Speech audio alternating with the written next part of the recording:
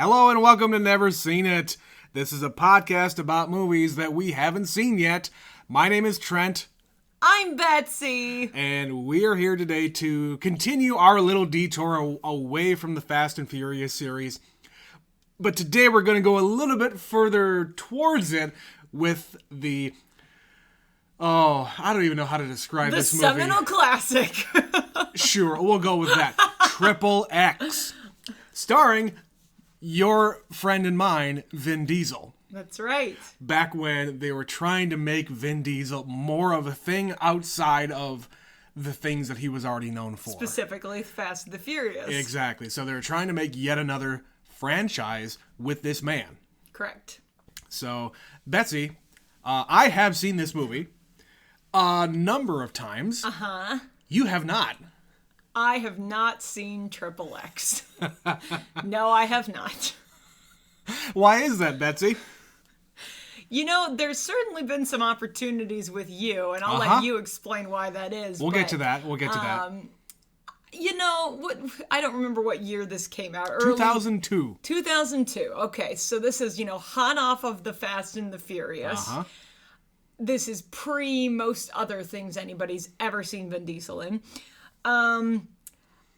To be honest, I feel like if I'm remembering correctly, I just kind of thought from the trailer and the commercials, it looked like a ridiculous, stupid movie. Oh, it is. So I, not being a teenage boy, didn't care. And yeah, just since then, same reasoning, I've not gone back to it. Though, as I said, it's somewhat surprising because you have watched this movie since we've been together more than once. Yes.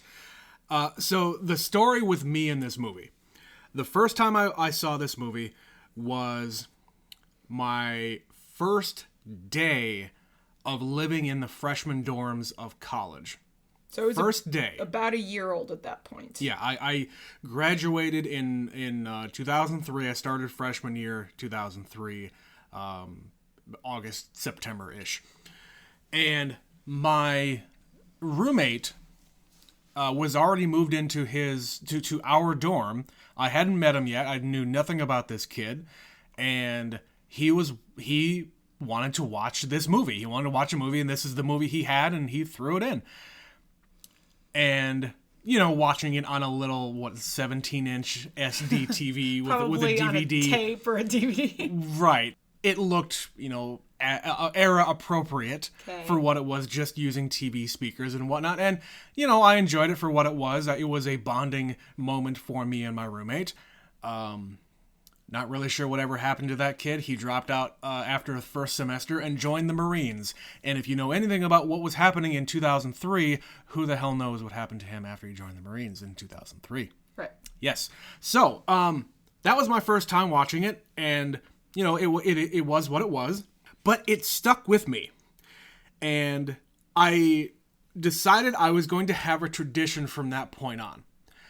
Every time I ever moved to a new place, the first thing I did once I had everything set up was watch this movie. So as you're unpacking and settling in, this is on in the background. It's either on in the background or at the end of that first day, I would watch this movie. So yeah, you've moved a few times since I haven't moved a ton. I had the college experience. I had moving back home. I had buying my first house, buying my second house. I think that's it. Yes, that's it. Unless you bought another house that you didn't tell me about. Hey. Please don't. But I don't know. It's just something that I had decided that I was going to do. There's no big reason for it. It's just something that I remembered. So the last time, because we've lived in this house now for about 5 years. Just over 5 years. So it's been about 5 years since you've watched this. In its entirety, probably. Okay. It's very possible. Again, this is a movie that is, let's just say, lacking substance. It's ridiculous. I could just throw it on and not really miss anything. And I'll know the beats just by what I'm hearing in the background. What you're saying is it's a dumb action movie. Yeah. And so, all right. So the normal thing we're going to do here is I'm going to ask you, what do you know about XXX? So I know his name is Xander Cage. All right. And the only reason I know that is because of the sequel, which his name is in... second sequel. Yes, the sequel with Vin Diesel in Yes. it, where they actually say Return of Xander Cage. Which I have not seen. Right. I have barely any desire to ever see that movie. This is enough. Which was remarkably recently when we were looking into doing this film. That was less than 5 years ago. Yeah.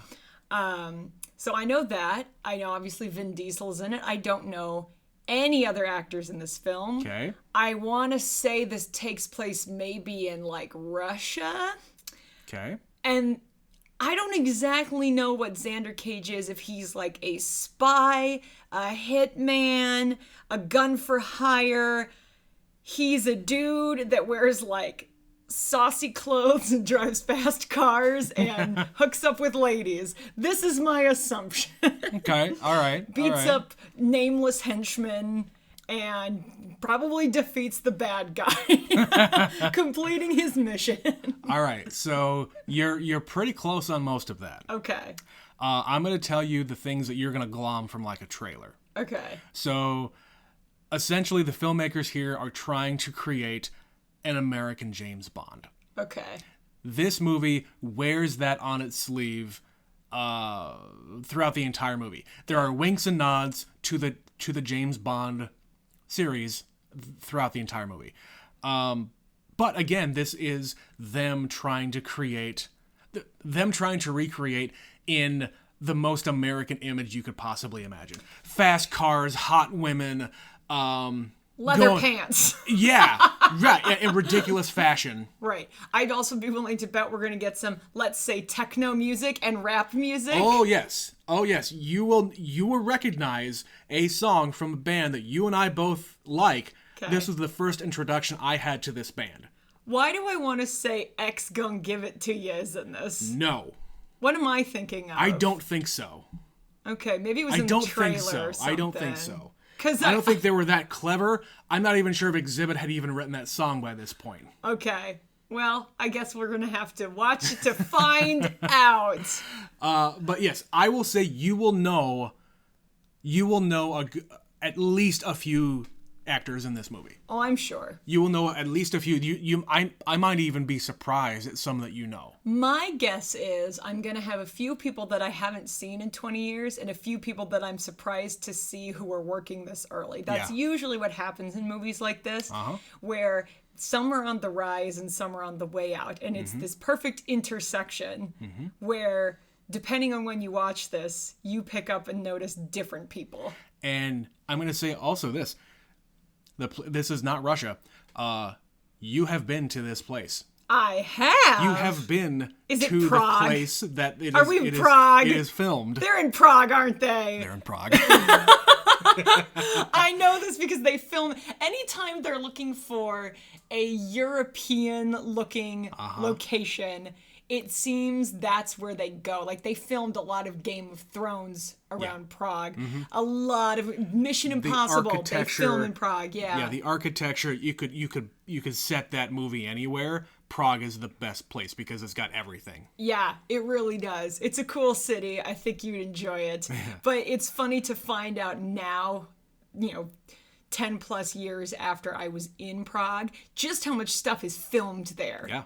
And around there, just because it's got that very old European country feel. I would say about 80% of this movie is in Prague. Okay. And filmed in Prague. Yeah. That should just tell you everything I needed to know, because I knew immediately what city it had to be if it wasn't in Russia. For some reason, it's just like, it's Prague. It's gotta be Prague. Yeah. So yeah, XXX. Well, now I'm interested to see which places I've recognized. Yes, I have wet your whistle here a little bit for just what we're about to watch. I think you're going to enjoy it just for the sheer stupidity of it. It's like one of those movies you love to hate and hate to love. Yeah.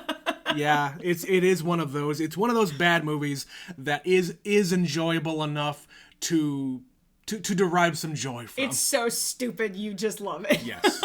Yes, and I fully admit that this is a stupid-ass movie, and I wish they would have actually been able to continue with the series proper without having to replace the actor and then cash in on a sequel 15 years later or whatever it was. Or try to. Right.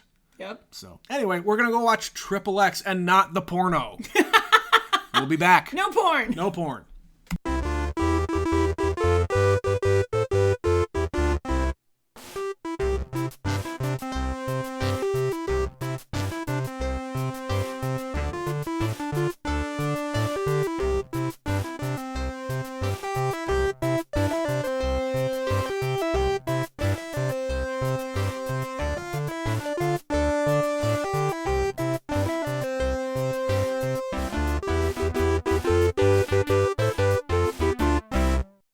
And we're back. XXX, Betsy, what'd you think? This is a movie you made me watch. It was as advertised. It was a ridiculous action film. Again, this is definitely a film designed for a very specific audience. Fans of the Fast and the Furious series. That and bros who like extreme sports. Yeah, this is an extreme sports movie. More than anything else. They took every opportunity to throw another one in. So we start the movie with stealing a car. Doing a stunt with this car. Then he is, in effect, free. What do they call it? Free diving or something? Base jumping. Base jumping. Thank you. It's like, what is that called? So he's base jumping. Very similar to a scene we just saw 2 movies ago. Correct. In Fast 4. Is that the 4th one? Yeah. Okay. Fast and Furious. So Fast and Furious, opening sequence, same sort of thing. He drives a car off a cliff and then he jumps off it. This time he has a parachute, though. Yes. And this predates that, so this did it first. Also, if you didn't know, the guy who directed this one is the same guy who directed the first Fast and Furious movie. I did not know Rob Cohen. that. Yeah, same dude did both movies. Well, that makes sense because this is a year after the first Fast and Furious. This must have been his next project. Yeah. And he's like, hey, you, Vin Diesel, come over here Yes. and do this other thing. Fuck this Fast and Furious shit. They're going to go off and go to Miami and do some shit over there without you. Come over here. We got a new franchise. Well, they probably had no plans to make a sequel at that moment because it Who still knew? took a few years to get the second Fast and the Furious off the ground. Right, but I'm sure that would have been getting made around the same time. Right. So, yeah. But yes, the action sequences, so they had the base jumping, they had, effectively skydiving, they had snowboarding, they had motocross, they had skateboarding. A little bit. A Yes. little bit of skateboarding. Him using the tray, grinding on the rails, Oh my going down the gosh. stairs. Oh, Can you do a thingy on that rail? It's called the grind, dude. got the grind, bro. Yeah, and sometimes it worked, and sometimes it's like, really? Like grinding on the rail with a tray. Did we need that? No. But we didn't have any opportunity to put skateboarding in the movie except for the opening scene at the after party from his fancy video. Yeah. Where, of course, who but none other than Tony Hawk is there as his getaway driver. And you pointed out there were a couple other guys who were like extreme sports dudes. The only other guy I knew for sure was Matt Hoffman. He's a BMX guy. Well, I just looked it up, and Corey Hart was in there too. And the only reason I know who Corey Hart is because he's married to Pink. Right. Yeah, I have a feeling there were probably a lot more of those people in this movie than even we realized because we aren't into BMX and stuff like that. This whole movie was filled with cameos that we probably didn't even realize. Absolutely. But let's just go to the beginning. Let me just see some of the things I wrote down. We have an opening sequence with your traditional spy in a tuxedo in Prague, and he goes into a club, and I said, "Is that Rammstein?" Rammstein. Yes. German metal band. Rammstein. Those Europeans do love their heavy metal. They really do, and this movie was abundant with it. Angry German metal music. Yes. So it's like, oh, it's going to be this kind of a movie. All right. And then, of course, the main bad guy shows up in the first scene, and I knew I recognized him, and I couldn't figure out why. I finally looked it up. That man is in Lord of the Rings. Yep. Which means he made this movie sprinkled between the Lord of the Rings trilogy. And that's the only thing I know him from. Yeah. He was one of those guys that I knew his face and I didn't know why. And I was like, oh, so you're an elf in this, and then you're some nondescript Eastern European. But I don't think I know him from anything else other than Lord of the Rings as well. So yeah. I knew you were going to know some people. Right. So you didn't know the gal. The woman, Yelena. Yeah, Yelena. No, I don't know who Asia that is. Argento is her name. Okay. You obviously knew Sam Jackson. I did not remember he was in this movie, though. He gets out of his car or shows up on screen or whatever, and I'm like, Sam Jackson! Sam Jackson has a really hard time with his left eye getting messed up, guys. There you go. There you go. He also likes to recruit people. Yep. It's a thing he does. It's a thing he did before he was in the Marvel movies. It's true. It's true. But Sam Jackson shows up and he does his Sam Jackson thing. Of course. Where he's just kind of smiling and barking orders. And the funniest thing about Sam Jackson to me is always he is eternally both 60 years old and 25 years old. And it doesn't matter which era we're watching, he looks the same. And Sam Jackson is nothing else but down for whatever you want to do. You want to put me in something? Great. Where's my paycheck? Right. You want to scar up my face and give me zero backstory for why that is? Sure. All right. Yeah. Again? You want to do that same thing again in 2008? That's right. In Iron Man? Sure, why not? Let's do it. Sign me up. So yeah, Sam Jackson, and then of course Danny Trejo shows up for one scene. The first thing I ever saw Danny Trejo in was this movie. Was this movie? Yep. The first thing I saw Danny Trejo in was Con Air. All right. So the Nicolas Cage. Yeah, I didn't see Con Air until you and I saw it together. Yeah, so that's the thing I always remember Danny Trejo from. And he's just in the one scene in this movie. Yep. He's like, random Colombian drug lord, and then he gets blown up, and that's it. The end. No more Danny Trejo. Yep.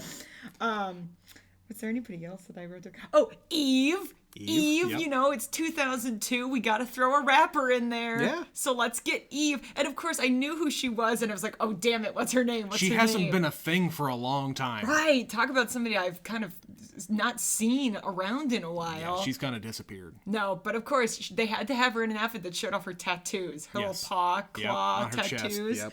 That's her signature thing, man. And the second I saw that, I was like, oh, I know exactly who this is, but I could not think of her name. That's how far removed we are from the early 2000s.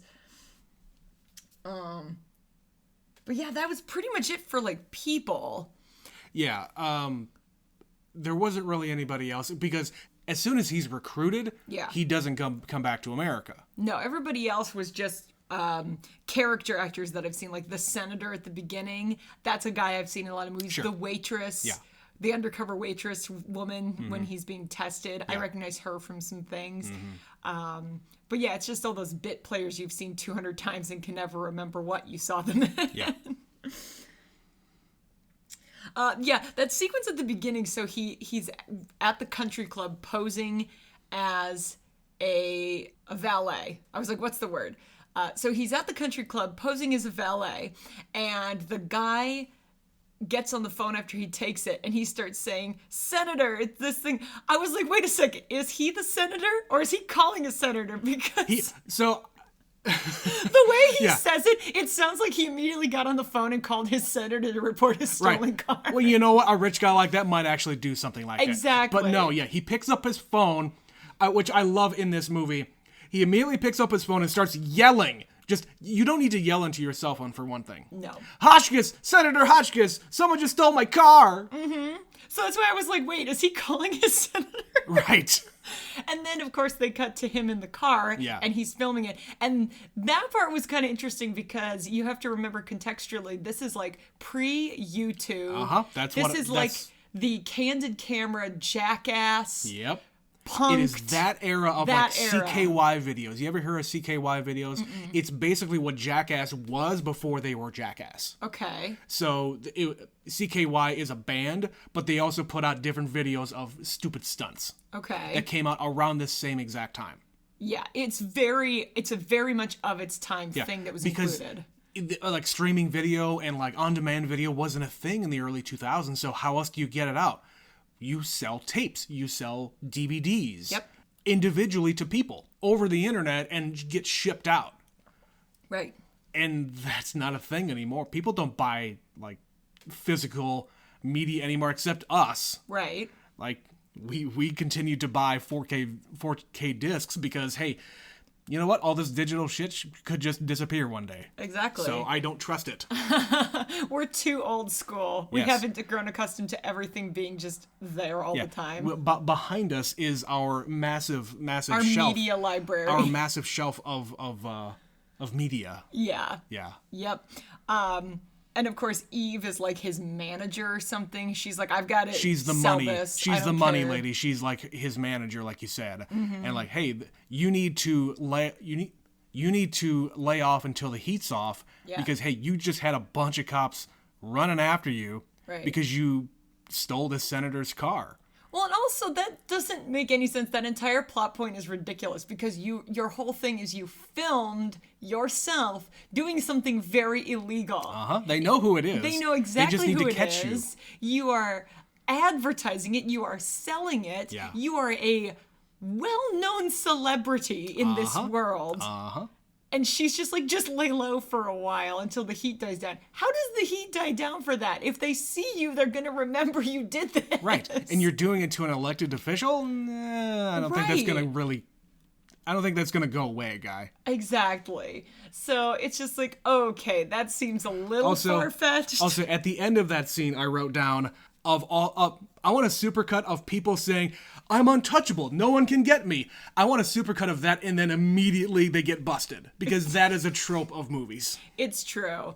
It's true. Guys like this in movies, they get away with things until they don't. Until they piss off the wrong person. Right. But in this case, it's not the cops busting him, it's the NSA, CIA people recruiting him, so to speak. Kidnapping him. Yeah, in effect, kidnapping him and saying, we'll make all these charges go away. If you do this incredibly dangerous thing. Right. How many times in this movie did they show the damn tattoo on the back of his neck? Yeah, they do the establishing shot of the back of his neck with the tattoos, and it slowly pulls out to reveal where he is and what his situation is. So yeah, as he's being moved around, we just keep seeing this damn tattoo establishing shot. We're in a diner. We're in, an airplane. We're in Colombia. Yeah. Like, it's so stupid. Yeah, and I even mentioned it while we were watching. It's like, hey, get used to this. You're going to see this scene a lot. Exactly. So we reach Colombia. Mm-hmm. So he gets recruited. Okay, what do you think of the diner scene? What do I think of the diner scene? I mean, it's an interesting way to test out if this guy is totally worthless. Yeah. He, catches on to observational. It's his observation skills. Yeah. And some people would just sit there and go, okay, why am I in a diner, have the cup of coffee and go home? Right. Or, the stick up happens and, seeing everything that you've seen so far, you either didn't pick up on the cues or you're just going to go along with whatever the stick up people are saying. Right. Hey, get all the money out of the register, get on the ground. Maybe he'll actually get on the ground and follow orders. And if he does that, he doesn't pass the test. Right. He gets to walk out. Yeah. This is establishing that X, as he prefers to be known by his friends, you can call him X. My friends call me X. It establishes that he is an intelligent young man. Yes. He's not just a thrill seeker. Yeah. He knows what's up, and he's observant. Yeah. And him saying the performances were terrible, while he himself is talking at a very slow pace. Listen, I'll give you this. I thought that Vin Diesel was pretty good in this movie. He was believable. He's doing more in this than he is in Fast and Furious. Fast and totally. Furious, he's kind of very low-key the whole movie, and he gets angry, but those are kind of his two settings. Like, he doesn't get to be playful. He got to be playful in this movie. Yeah. Like, when they wake up on the plane, and he starts just quipping with the two other Where's guys. my peanuts? Yeah, they're when they're all on the plane, and the three of them are just, like, chatting with each other and making jokes. I was like, they are all Wade Wilson. They are all Deadpool in this moment, because they're all just shitting on the military dudes who are hooking them up to this parachute and about to throw them out the back of a moving plane. Yep, with no instruction. Nope. With no, like, where the hell are we? We have no idea where we am, for one thing, and they don't know why they're there. Exactly. Yeah. And they think they know it's another test. They assume it's another test. Right. It is another test, but they assume it's fake. But then they get captured. Yep. And Danny Trejo is short and brandishing a machete. Machete. A machete in front of him that has real blood on it. That he realizes, oh shit, this is not a test. Yeah. Like this is not part of the test. Right. So this is real. Yeah, this part of it is real at least. So he escapes, and there's this very, very long sequence. Did you pick up on that too?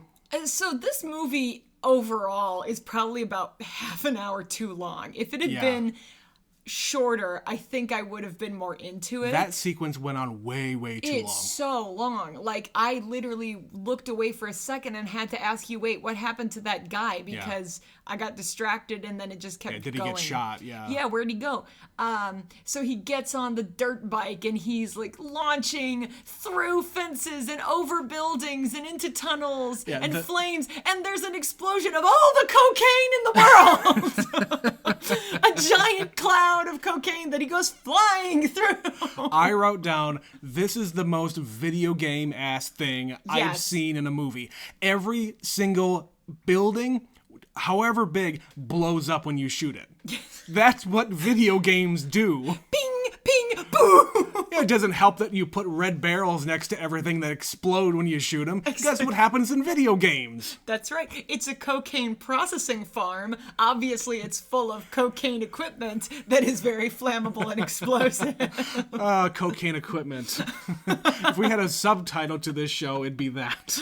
Come see my band. We're called Cocaine Equipment. I will give you this. The action sequences, because of when this was made, they had to do all of that's all practical shit. There is one scene in the movie that is very clearly not, because it would not be possible, and that's the avalanche sequence. Oh, sure. But that whole thing in Colombia, where he is launching off of buildings on this thing, and he is blowing stuff up, like, that is very obviously real. Yeah. And that is a fucking dangerous stunt for this guy to be riding his dirt bike by an exploding building, and there are flames a mile high. So that was impressive, and they did that multiple times in this movie. And speaking of multiple times, you also notice that they kept cutting and cutting and cutting and cutting and cutting to the same sequence happening over and over again from 15 different angles. Because they film it, they do it once. Stunts like this, they do it exactly one time, and they have 40 cameras to make sure they got it. Which I get that. I totally get that. And you should be doing that. But we didn't need to see it from all those angles either. You didn't need to give it to me. I appreciate that you filmed it multiple ways. Hey, great job, guys. You did it. You pulled it off. I didn't need to see every single thing. Hire an editor. They had an editor. That's the trouble. He's a terrible editor. Yeah, the editor was very impressed by what they did. So they just wanted to throw a bunch of extra footage in there. There was a lot of that, yes. And for the most part, you got a big bald dude like Vin Diesel needing a big bald dude stunt double. They were fairly good at not showing his face. There were a couple sequences where you're like, okay, well, that's clearly not Vin Diesel. Of course, yeah. You're not going through it frame by frame to see everything. And then when they did edit in, it was very fake. So, like, they had the shot of him going through the barbed wire fence 20 feet in the air, sideways, in slow motion. It's like, well, yeah, because the only way you could film it is in a studio. You have Vin Diesel laying on the ground sideways, making jumping faces on his fake shot on a green screen. Yes. Yeah, it was impressive. It was also excessive. It was also ridiculous. Excessive is a really good word to describe this movie. This movie is very much excessive.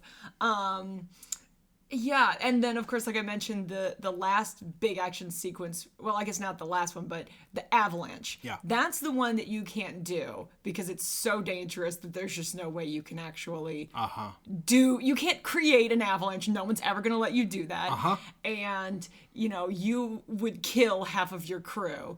They would all be trapped, and then there would be deaths, and that would be a terrible idea. So that was all very much animated. Yeah. But again, it's just like an extra action scene, and one more, and one more, and one more. Finding an excuse to do more extreme sports, right, is the name of this movie. What has he not done? Well, he hasn't jumped out of an airplane and done snowboarding yet. Yep. Let's do that. He hasn't thrown explosives on a snow-covered mountain to cause an avalanche. Yeah. So it just, if they had cut a few of them or cut them down, or they had just trimmed it a little bit. This movie was over 2 hours long. It does not need to be. No. I'll bet if you timed the action sequences, it's 2/3 of this movie. You could easily cut 15 minutes at least. At least. From this movie. Easy. Yeah.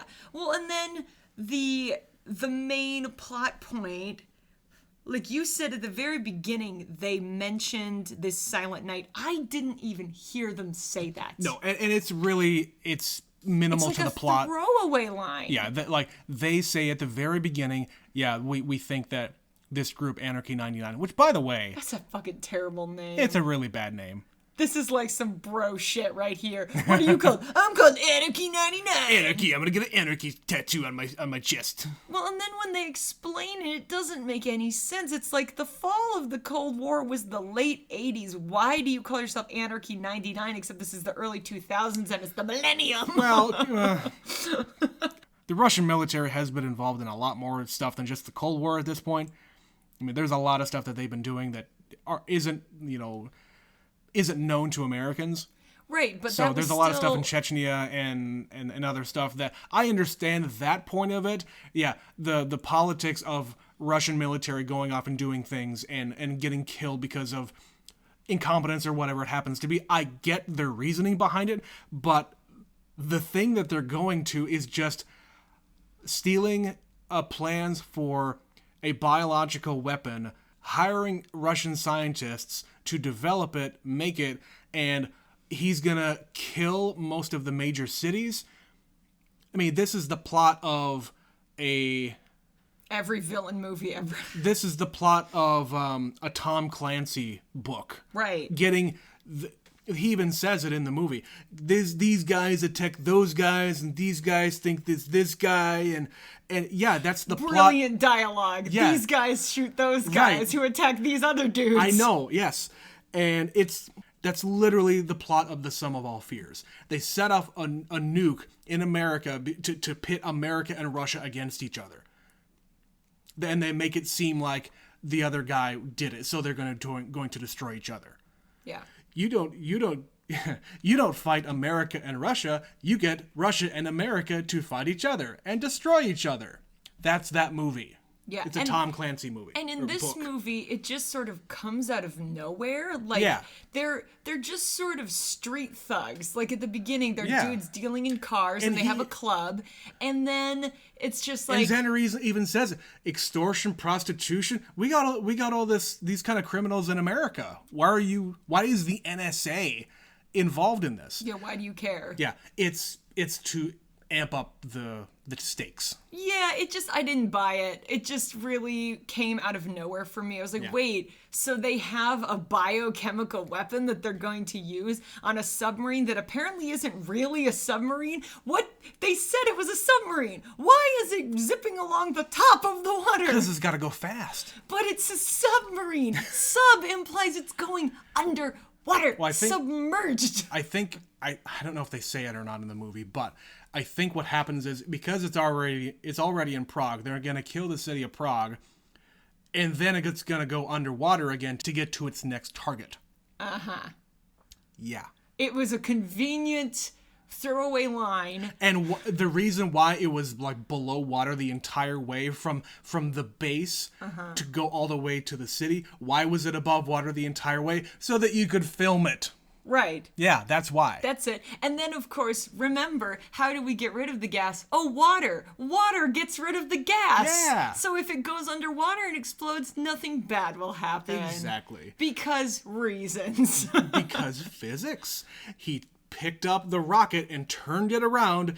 The thrust from the rocket pushes it into the water, and that's what causes it to... And chemistry causes the water to dissipate the chemicals. Exactly. See, now you're getting it.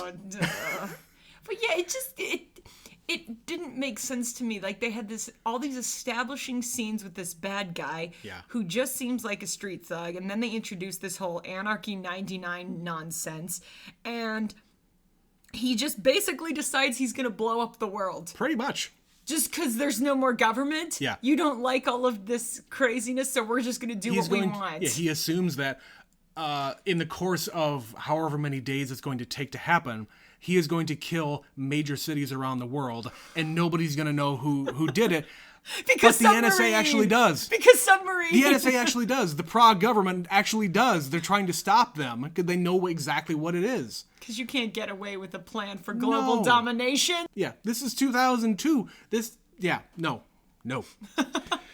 Anyway. It was really dumb. And then his big getaway is he's on a little speedboat, and he shoots him, and he dies, and he crashes his boat into the mountain. And he blows up. He blows up really good. Yeah, but it's just like anticlimactic. It's like, we got him. Wait, we got him, but the threat is still there. Yeah. All he did was press a couple of buttons and flipped a couple of switches, and the boat knows what to do. The sub knows what to do from there. He reached up and he grabbed the wheel and he crashed into the mountain. No, he's trying to... Oh, no. Oh.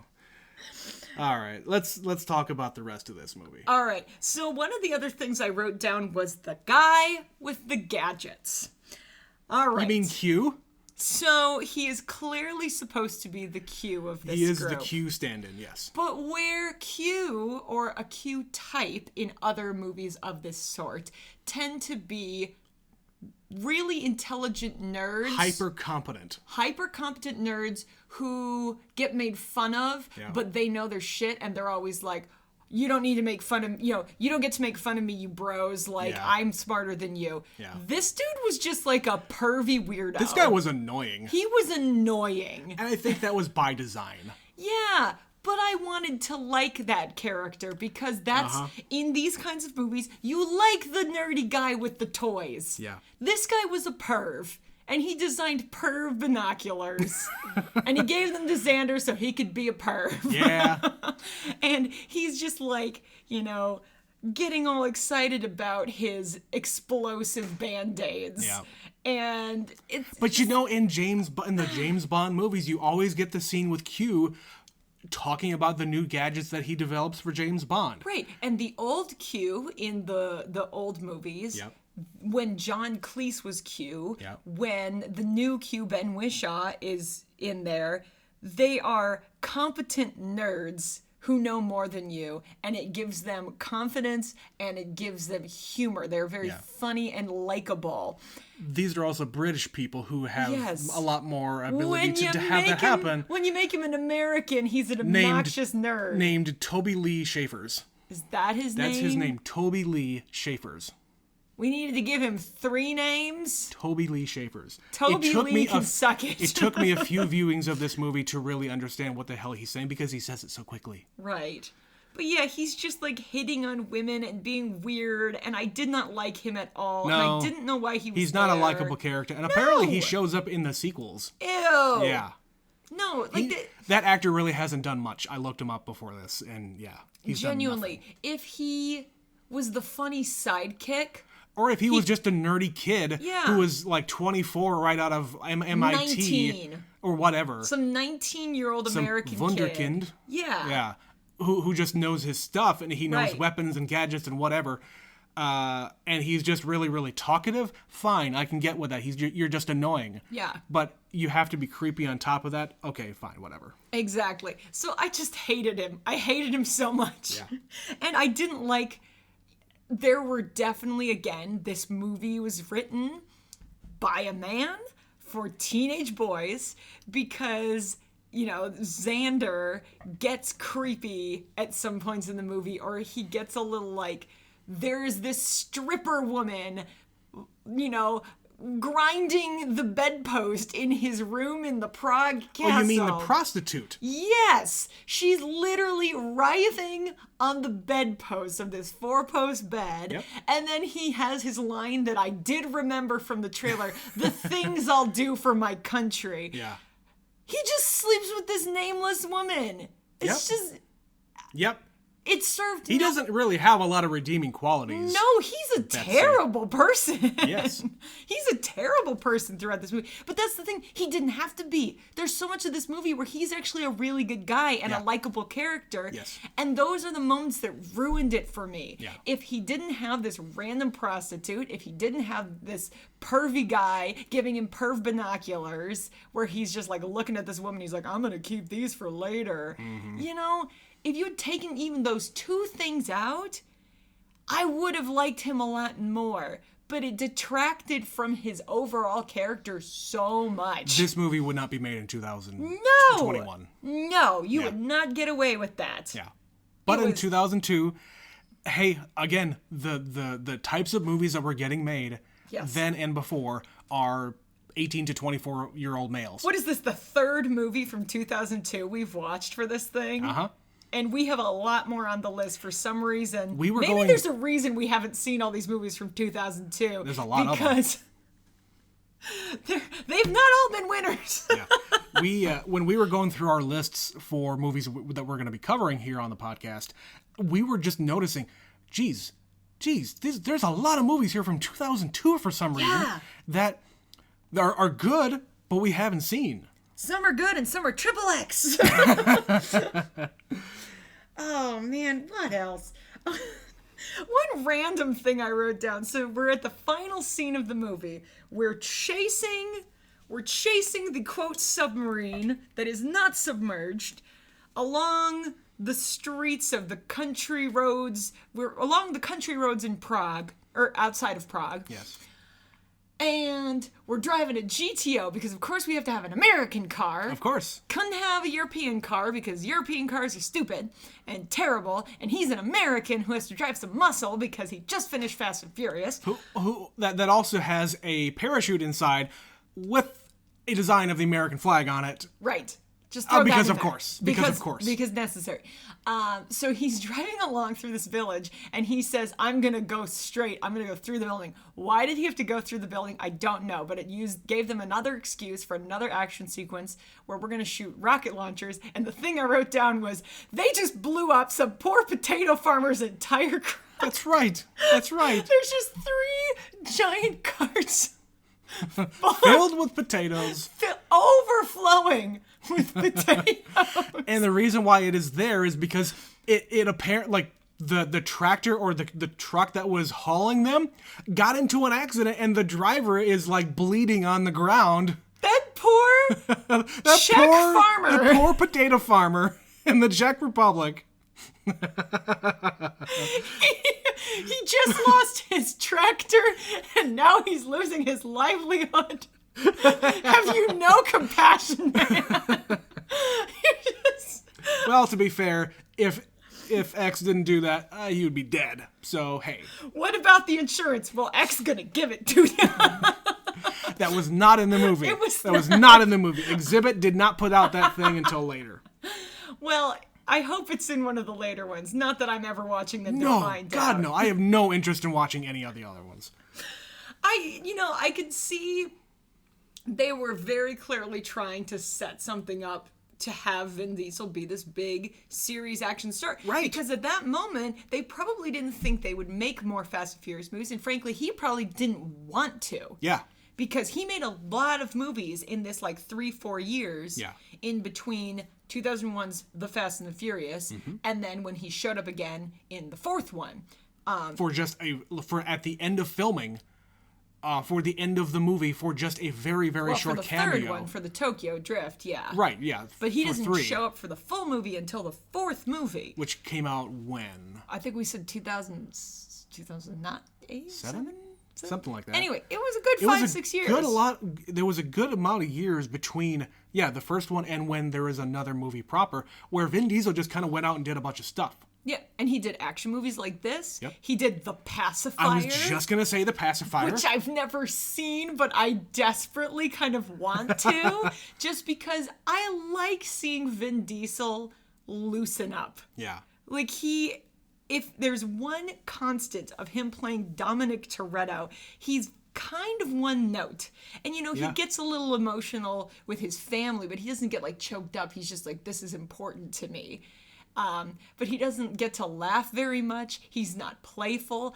If anything about this movie, I appreciated that he was a little bit sarcastic. He was having a good time. Yeah.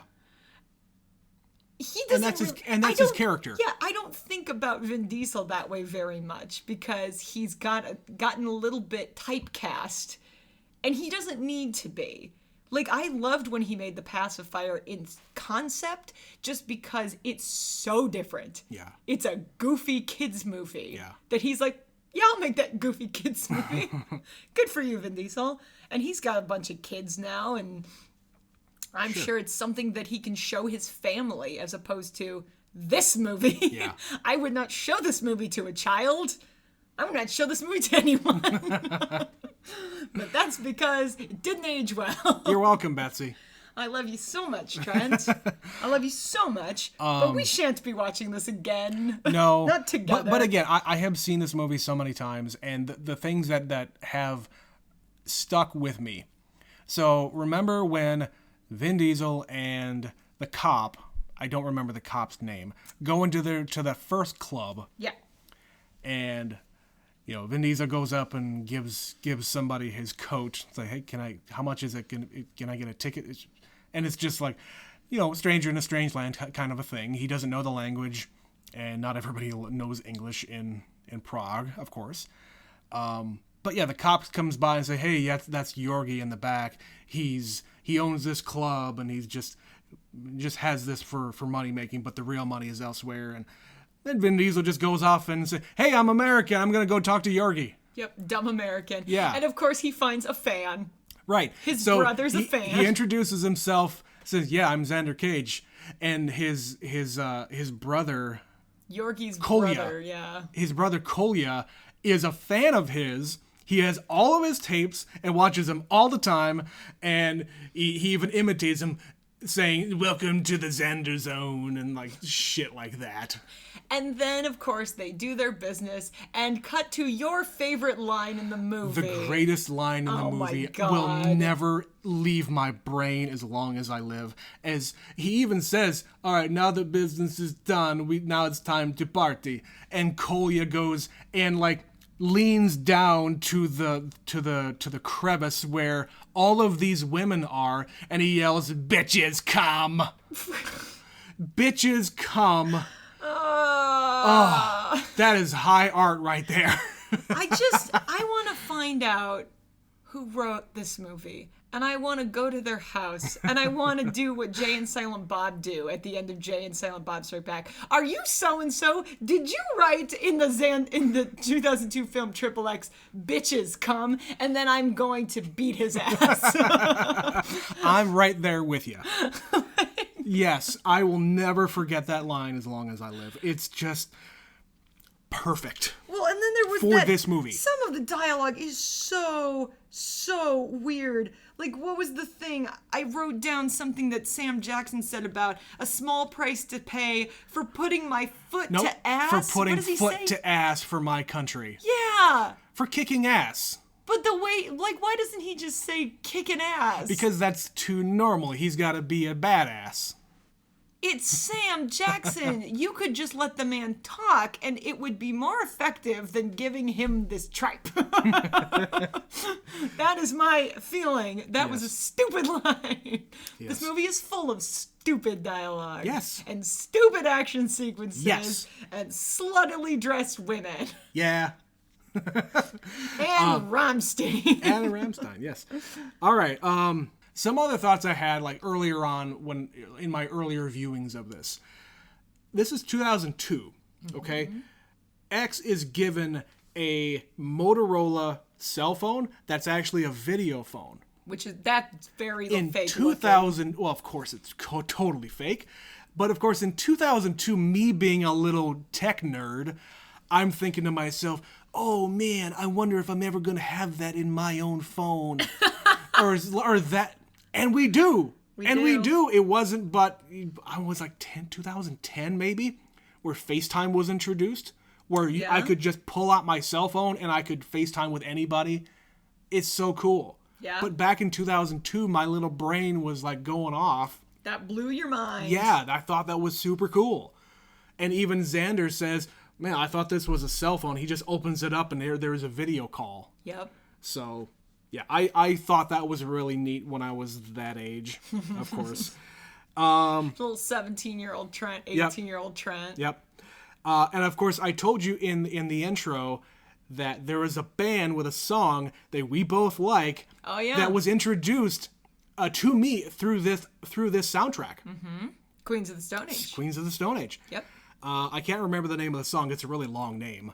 But yeah, it's the song that plays when all of the cars are introduced. Yeah. Yeah. And they don't even really show the cars. They're just like, we Not got really. the cars. No, the only one you really care about is the GTO. Yeah. That fucking sexy car. Oh my god, I love that car. There's a blue GTO chasing the submarine. It was hiding in Berlin. Yes, that was great. Speaking of the soundtrack, again, 2002 Trent was very much into this kind of music. We had, as were a lot of people. We had the song that plays during the avalanche scene is Hate Breed. Is that the band or the That's song? the name of the band, Hate Breed. It was Let the Bodies Hit the Floor when the car goes over the bridge at the beginning. Oh god! Yeah, I forgot about that. Yep. And and I don't know if you remember, this was kind of in my own scene, but in 2002 they stopped playing that song on the radio. Let the Bodies Hit the Floor. Let the Bodies Hit the Floor because of 9/11. Yeah. Yeah. So in 2002, that was a kind of a weird thing to see in a movie because you stopped hearing that song on the radio, and it was a big hit for the time. Right. So. And they probably had already made the movie and just were like, we already paid the money, and we feel strongly this is the song for this scene, and we're not going to change it. Yep. So. Life moves on, unfortunately. But yes, the overall soundtrack was something I was very much into. I think I even have it somewhere. Oh, God. Lucky you. And then, of course, you said at the end they had one that was recorded for the movie. Yeah, Gavin Rossdale and Bush did a song for the soundtrack. Yep. But, of course, back then, in 2002, Gavin Rossdale wasn't really putting out music. No. Too busy being married to Gwen Stefani, I guess. I don't know if they were married yet in 2002. I don't know timeline. I don't know. But, yeah, some other thoughts. I wrote down, Yorgi being kind of a street thug, like you said, running clubs and running women and probably some drugs. He's just kind of a generic dude. And then the full James Bond villain reveal of this dark plot to basically destroy the world. Why are you so unhappy, Yorgi? Yeah, dude. Who hurt you? You seem to be doing just fine, and this is a huge risk to just be able to do what you want. But you already kind of do what you want anyway. Yeah. You got the cops on your payroll. You're running the city. Yeah, nobody really seems to be hassling you at all. And even by the end, the one cop that was trying to investigate you paid off. Yep. You were home free. Just get out of there, man. I totally forgot that she was an FSB agent. Now, what's FSB? She explains it. She's basically like the CIA equivalent of Russia. Okay, I've just never heard FSB before. I've heard KGB. Yeah. So she's revealed as being a Russian agent, which these guys are all former Russian soldiers. Mm-hmm. That's where they come from. So she's investigating them. But what happens in Russia, there's turnover, and she gets forgotten about from the new bosses wherever in Russia they are. Yeah. So she's been basically getting by and trying to get out of her own accord, but she's kind of stuck. She gets no support from home base anymore. I would like to know the number of movies that include as a plot point relics of the Cold War. Yeah. It's a lot. There's from 90 to early 2000s, it was still very fresh. So there was a long time between when Pierce Brosnan came out with GoldenEye and the previous James Bond movie. Yeah. The end of the Cold War happened in that time. I don't even remember what the last movie before Pierce Brosnan was. When did that come out? It might have been The Living Daylights. It was like 87. Yeah, so that's... It was late 80s. It's almost 10 years between that James Bond movie and GoldenEye. Yep. And in that time, the Cold War had ended. But there was... And most of the James Bond movies before that were all kind of about Russia and the Cold War. A lot of them. A lot of them are. Yeah. And in GoldenEye, it's very much the same remnants of Russia, remnants of the Russian military trying to keep hold and keep the Cold War going. Right. And it's sort of the same in this movie where it's just like these guys, they knew one thing, and now there's literally restructuring and we're trying to establish democracy and we don't have communism anymore and they don't know what to do. Live. Yeah, they don't know how They're to just live. nameless thugs who have spent their life being nameless thugs. And so now they're like, I guess I'm a thug on my own. No one tells this thug what to do. Yes. In the same vein, I want another supercut of villains telling undercover agents, I've known the whole time that you were undercover investigating me, when in reality, they wouldn't even be there if they knew they were undercover. Right. They would have ended They're quickly. just trying to mess with them. Yep. So yeah, so XXX. I like this movie for a lot of reasons, and I know it's a piece of shit. I know it's a piece of shit. I don't care. I enjoy this movie. Oh yeah, I have said it before. There are movies you like that I think are terrible, and you also think are terrible. Yes. We just have different feelings about them. Yes. And this I'm is a the same thrill way. ride. If I think everybody needs to have a handful of movies that they just know are absolute garbage. That they're just like, I don't junk care. Food. It's junk food. I love it. Yeah, it's junk food for me. Yes, it's great. Yeah. So it's not one that I'm certainly going to revisit, but I've done it. I've watched it. You can check it off the list. Well, Betsy, in case we move again, you know what we're going to be doing.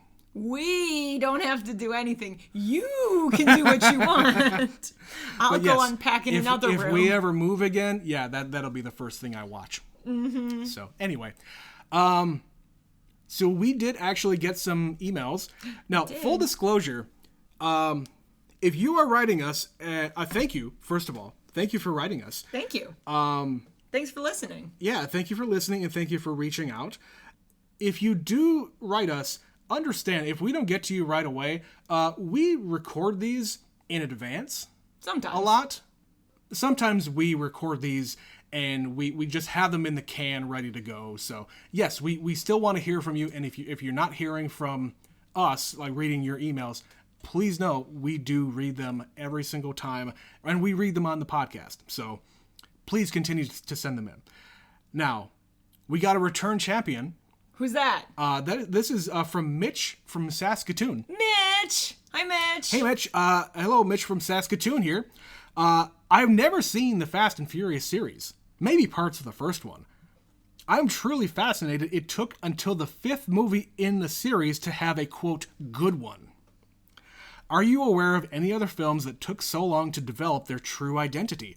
And no, Empire Strikes Back does not count. It wasn't the 5th film, even though it is episode 5. I don't think they started naming them episodes until after the trilogy was out. I think they just called it Empire Strikes Back.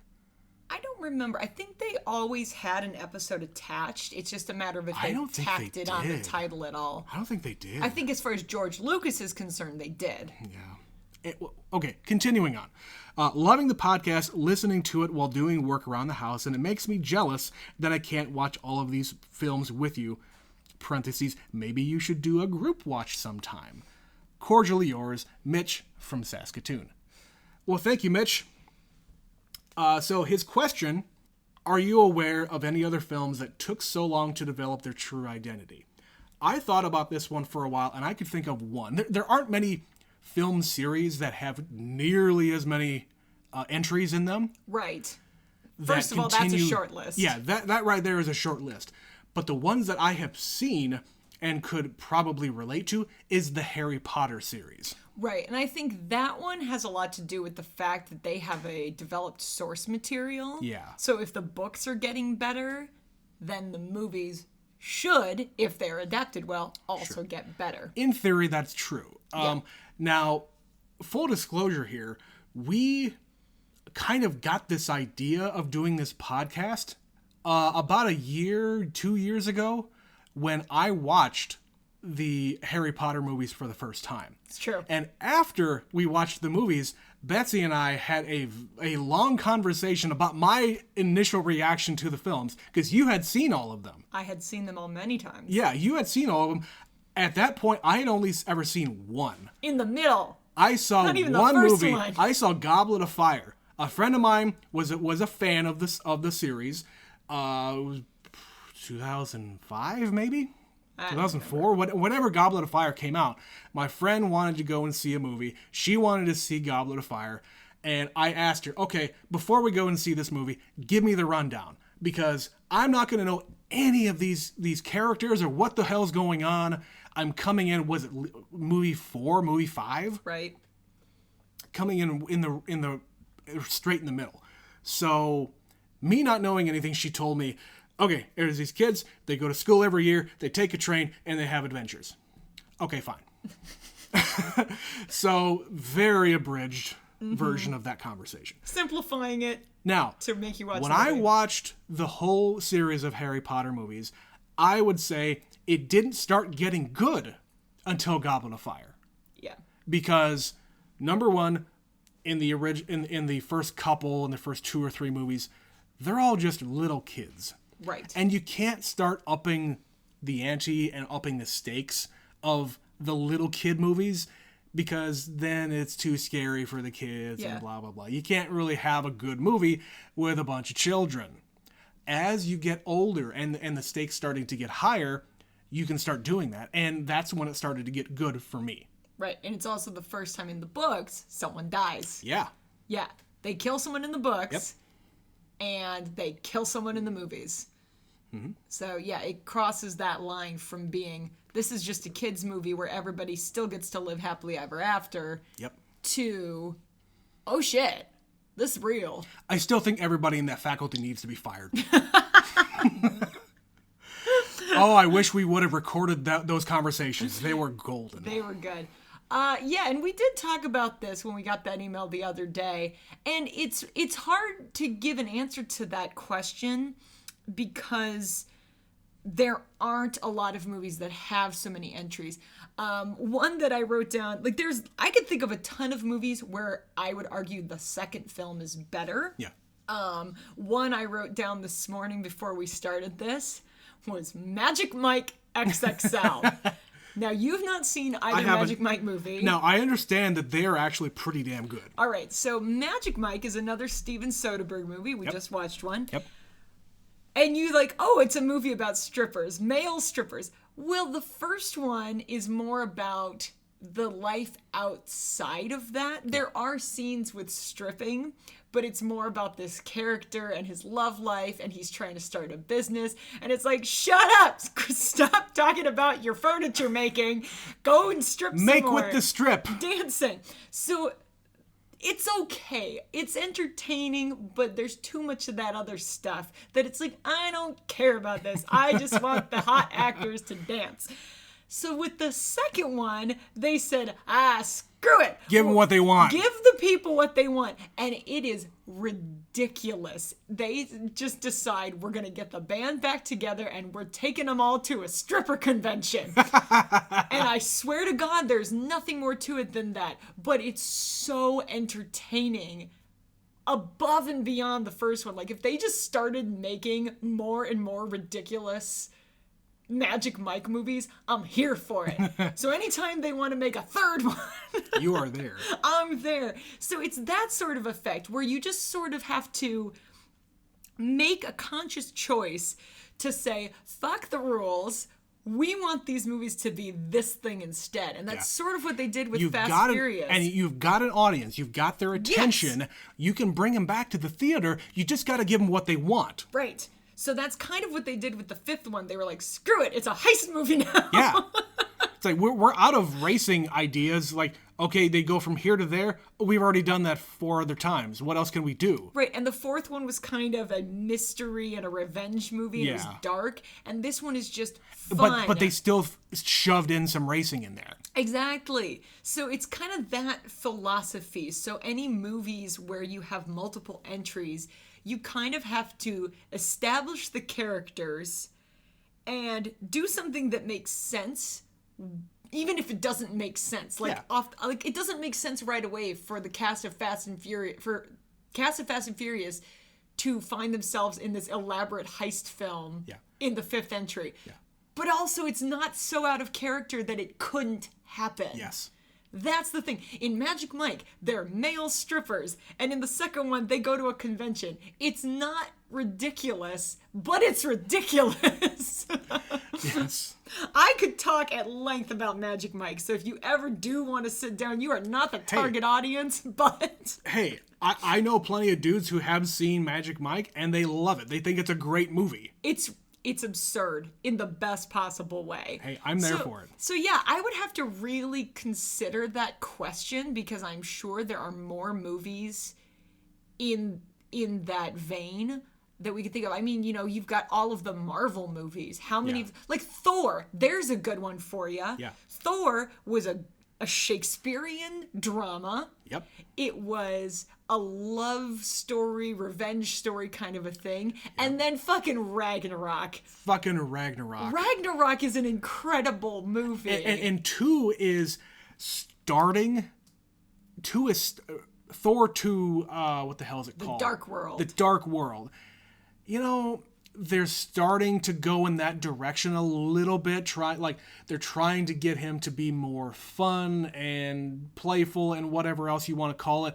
It took Taika Waititi to come in and make a Marvel movie, and it is the best one out of all of them. I don't care what you have to say. Thor Ragnarok is the best Marvel movie. Bar none. Yeah, so I think that would be an argument for any series of movies. I think the Marvel Universe is probably a good establishing one because if you look at like the Iron Man movies, they are at different peaks and valleys. Sure.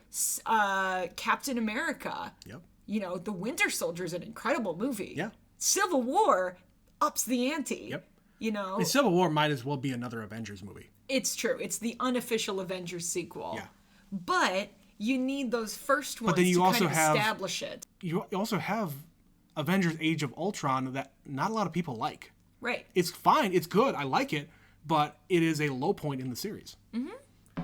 So, yeah, you have to kind of set up your characters. You have to set up the baseline. Yeah. Then learn how to play with them and feel free to play with them. And that's where you get those movies where they can up the ante. You don't get Ragnarok without the other movies. You don't. Because you actually have kind of a release. You're allowed to have fun. You had your vegetables already. Right. Now you get to have some cake. Right. Yeah, in the first Thor movie, he's kind of a whiny teenager and he's just like, I'm Thor. Yeah. It's my right to be king and all this Shakespearean stuff and my father, that shit. Yeah, and he's betrayed, and he is banished, and it's literal Shakespearean drama. If you've ever read any of those kinds of military and Shakespeare dramas, it's a thing. But then you get to the third one, and he's a weird little man. Thor is a goober, and he gets his ass kicked a bunch of times. Yeah. And he has to just be okay with it. Yeah. He loses his hammer, and it becomes a much better movie. And he and his brother are really playful together, like, let's play I Need Help. I'm not playing I Need Help. Please help. Please help. My brother needs help. There was this time we were playing as a kid, and then he turned into a snake, and I was like, ah! Yeah. We could keep going about Marvel movies. We've seen them plenty of times. Specifically Ragnarok. Yes. Do you want to read Stephanie's email? Yes. Superfan Stephanie is back, y'all. I have a feeling she's not really a fan of the Fast and Furious series. I wonder why. It's almost like she hasn't watched them, as she told us she hasn't. Yeah. That's okay, though. Because Fast and Furious is a series that we have wanted to watch together for quite some time, and just was kind of looking for an excuse to do it. Here we are, and we're doing it. Here we are. But we did take a detour, as we will continue to take this detour in subsequent episodes. But she writes about Ocean's 11, the movie we just did. Yay, what a fun movie. I've definitely seen Ocean's 11 several times on cable, which, yes, that is a movie that is made for cable. But also my sister had this one, and we would watch it before bed when we were in college. I've only been to Vegas once in my adult life with some coworkers, and we have a few fun stories. Last week I watched Moxie on Netflix, and I really liked it. Also, since you haven't seen a ton of animated films recently, I assume you haven't seen either Trolls movie. I would recommend both. Yes, that is true. Love, Superfan Stephanie. Thank you, Stephanie. Thank you, Stephanie. Yes, we have not seen the Trolls movies. Nope. I don't know what Moxie is. Do you know, Betsy? Yeah, so Moxie is a Netflix movie, and it is directed by Amy Poehler. So I believe it's her directorial debut, and so she plays... And it's an animated movie? No, it's a live-action movie. Okay. So she plays the mom, and her teenage daughter finds... like a bunch of her old stuff from high school. Apparently her mom had this like self-published like pamphlet called Moxie, and it was like a feminist punk rock sort of thing that she would hand out, and her daughter... How to be a kick-ass girl. Basically, and her daughter finds it and starts printing one herself. Nice. And yeah, that's about all I know. I don't know a whole lot. I know it's like a teen kind of comedy. That sounds cool. But I'm intrigued. It looks cute. Again, we love getting recommendations. Like, we will be seeing new movies eventually. I mean, shit, we're going to be watching, Fast 9 whenever that comes out in June. Yep. Black Widow comes out soon after that. Mm-hmm. Those are the ones that come to mind. Can you think of many? Our return to theaters is coming sooner rather than later. But, the last year has made it interesting in that a lot of movies are... like HBO, so that's how we watch Mortal Kombat. It's dual premieres Yeah. In theaters and online, so we'll probably have a few more of that, but sooner rather than later, we will be watching some more new stuff at the theaters. Yeah, so we're gonna finish the Fast and Furious series shortly. We got a couple more in our detour here we have planned, but yeah, we're gonna finish our Fast and Furious series. We're gonna go see Fast 9. Excuse me, F9. And whenever we're done with that, who knows? So, yeah. So here we are at the end of the show, and this is the part of the show where I say, if you would like to support us, go to the description of our episode in your podcast app, wherever that happens to be. Click the link that says support us. Throw us a couple of bucks if you want. Whatever. If you can, great. If not, thanks for listening anyway. But if you do want to email us at neverseenitpod@gmail.com or follow us on Twitter at neverseenit_pod on Twitter. There you go. And until next time, I've been Trent. I'm Betsy. And we'll catch you next time. Bye.